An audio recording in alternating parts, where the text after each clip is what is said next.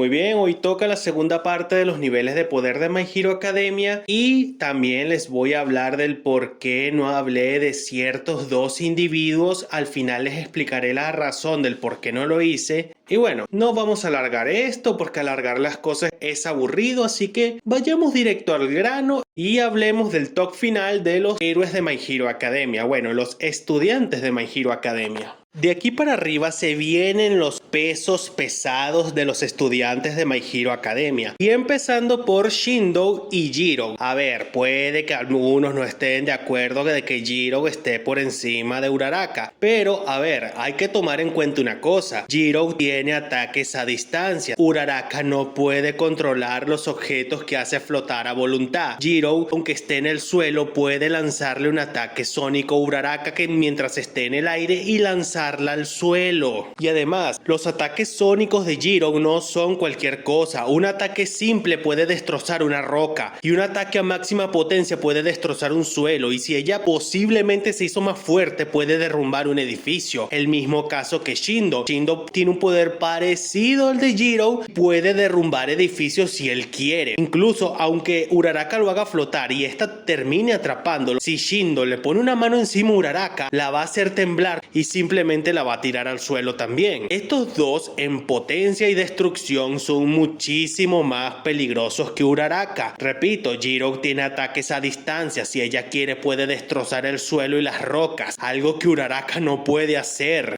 Ahora le sigue el turno a Tetsu, el coloso de My Hero Academia. A ver, Tetsu es fuerte, no es muy rápido, pero sí es fuerte y muy corto de mente. El tipo es capaz de aguantarle la potencia de fuego tanto a Todoroki como a Dabi, y ambos son sumamente potentes a la hora de utilizar fuego. Tetsu se vio capaz de aguantar ese fuego, y no solamente eso, le aguantó una pelea bastante larga a Todoroki. Este tipo es bastante resistente, pero no está más arriba o no está al mismo nivel que el siguiente puesto porque le falta intelecto. Ahora le sigue Kirishima. Kirishima es como Tetsu, solamente que un poquito más diferente. Él es ligeramente más fuerte y más inteligente que Tetsu. Kirishima posiblemente sea el personaje físicamente más fuerte de todos los que hemos nombrado hasta ahora. Le puede ganar una pelea a todos los que están anteriormente en el ranking hacia abajo. Kirishima no es de los más inteligentes, pero sí es bastante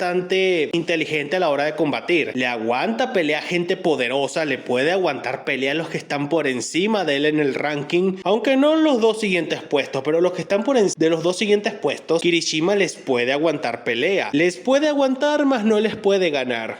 Ahora le sigue Ibara, la reina de las expansiones de dominios de My Hero Academia. A ver, esta chica se supone que se vendría siendo como Hiedra Venenosa de DC Comics, la enemiga de Batman, pero Horikoshi nunca quiso explotar este poder porque, bueno, él utilizaba la excusa barata de que se le hacía muy difícil dibujar su cabello, algo que se pudo haber resuelto de una manera muy sencilla poniéndole cabello normal. El mangaka solo es ingenioso para nerfear o dejar de lado a personajes y desaprovecharlos. Del resto, bueno, es un caso de estudio. El potencial de esta chica es bastante bueno porque ella puede derrotar a prácticamente todos los que están detrás de ella en la lista de los niveles de poder sin muchos problemas. La hemos visto que se enfrentó a Kaminari como 2 veces y lo derrotó sin muchos problemas. Y yo sé que algunos van a decir que en el festival deportivo fue derrotada por Ida, pero a ver, esto fue un guionazo por donde se le quiera ver. Y durante el arco de la clase A contra la clase B solamente fue derrotada porque no tomó en cuenta de que Shinzo podría lavarle el cerebro. Por último vimos que esta participó en la batalla contra Gigantomachia, pero no hizo mucho porque, bueno, guión, ustedes saben, se le hace muy difícil dibujar su cabello y ella pudo haberle aguantado un rato largo a Gigantomachia de la misma forma que lo hizo Best Jeanies y hacer más tiempo. Y ya en la guerra final no participó sino más que un cameo, así que no hay más nada que decir.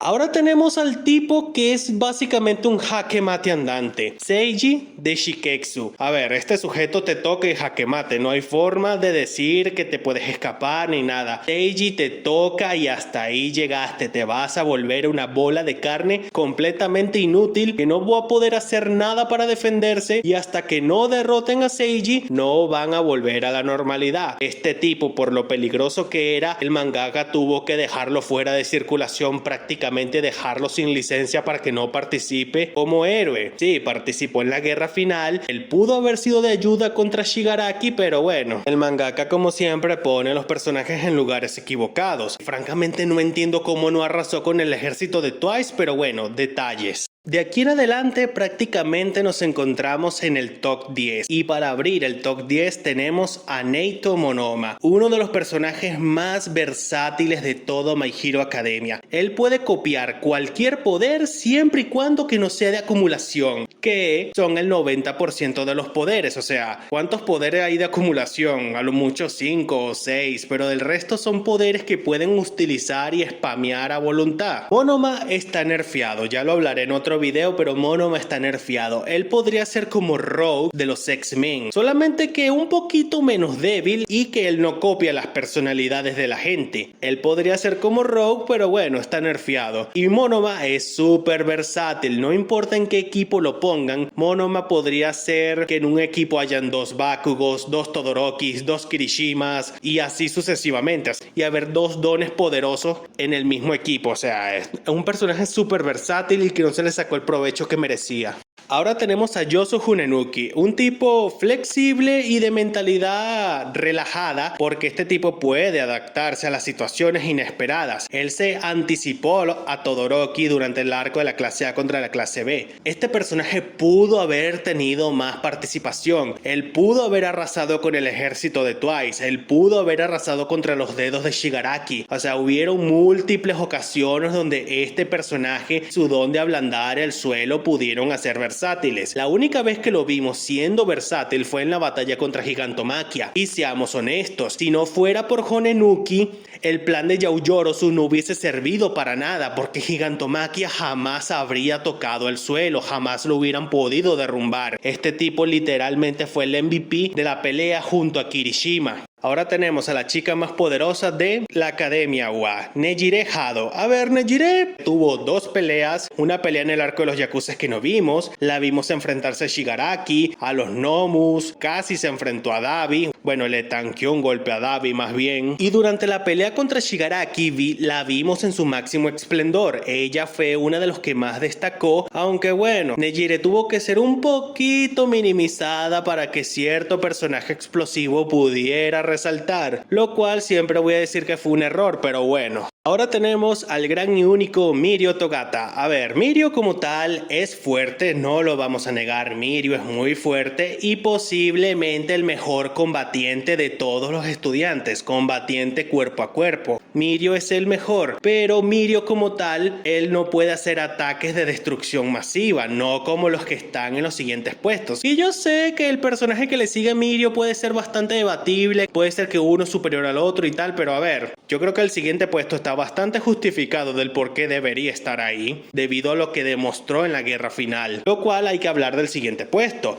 Inasa Yogarashi, el torbellino de viento de My Hero Academia, un personaje que no se aprovechó mucho, pero en la única pelea verdaderamente seria que tuvo, ayudó bastante, porque si no hubiese sido por él y Tokoyami, All for One habría arrasado con todos, y ellos dos prácticamente fueron los que carriaron el combate. Las habilidades de este sujeto son comparadas a las de Todoroki, son comparadas a las de Bakugo. En combate, él es igual de competente que los otros dos, pero debido a ciertas limitaciones de escritura nunca lo vimos en su máximo esplendor. Entrando en los 5 primeros puestos tenemos a Tamaki Amajiki, el más fuerte de la UA antes de que los protagonistas entraran a la UA. A ver, Tamaki tiene uno de los dones más versátiles de My Hero Academia. En la recta final se demostró que este tipo incluso puede comer energía. Comió las olas de energía de Nejire para utilizarlo en ese super mega rayo que creó al final. Este tipo tiene una potencia de ataque monstruosa. Lo único malo es que tiene que tomar un largo tiempo para cargar el ataque, algo que los siguientes puestos no tienen esa desventaja. Bueno, uno sí, pero los demás no tanto. Ahora tenemos a Tokoyami. Tokoyami y Dark Shadow son bastante fuertes y competentes, tienen buenas habilidades Tokoyami, entre más oscuro esté el ambiente, más fuerte y poderoso puede ser Dark Shadow. Al final vimos lo poderoso que era Dark Shadow desatado. Dark Shadow, que en modo Susanoo, fue uno de los momentos más épicos de la batalla final. Tokoyami, sin la necesidad de un power up raro, sin la necesidad de cosas raras inventadas de última hora, hizo que All for One tuviera un escalofrío de miedo. Hizo que All for One rejuveneciera hasta ser un adolescente. Tokoyami fue el que más carrió la batalla final contra All for One. Si no hubiese sido por Tokoyami, jamás habrían derrotado All for One. Claro, lo derrotaron de forma rara, conveniente y a base de un guionazo, pero lo derrotaron al fin y al cabo. Midoriya, con el 100% del One for All, es uno de los héroes más fuertes y más completos de todo My Hero Academia. El One for All al 100% es un gran poder. Claro, puede destruir edificios de un solo golpe y parte de una manzana, pero Midoriya y All Might no pueden destruir una ciudad de un golpe. Pueden destruir una calle, como All Might lo demostró en la segunda temporada, pero ellos no pueden destruir ciudades de un golpe. Creo que la única forma que ellos tienen para destruir una ciudad es lanzando varios golpes consecutivos y en diferentes lugares. Pero ellos no pueden destruir ciudades. Pueden destruir un edificio de un solo golpe, sí, pero destruir una ciudad de un solo golpe jamás. Todoroki, Endeavor y Dabi sí pueden destruir una ciudad de un ataque, pero los usuarios del One for All no pueden porque, tal y como ya lo he dicho, All Might demostró que solamente puede destruir una calle y a lo mucho un edificio grande, pero destruir una ciudad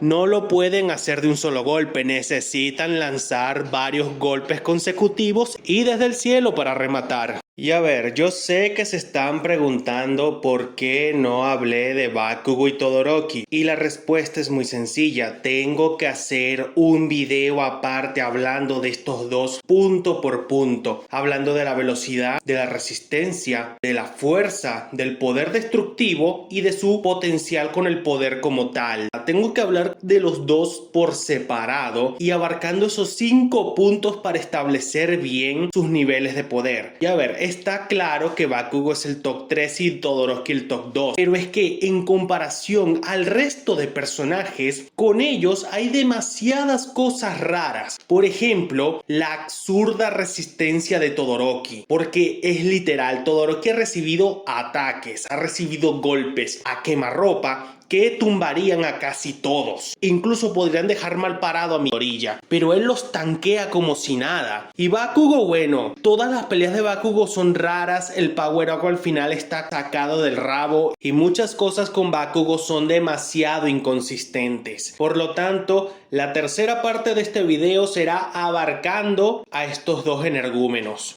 Muy bien, hasta aquí el video de hoy. Si te gustó, dale like, suscríbete, deja un comentario, recomiéndame qué clase de videos te gustaría ver y nos estaremos viendo en un próximo video.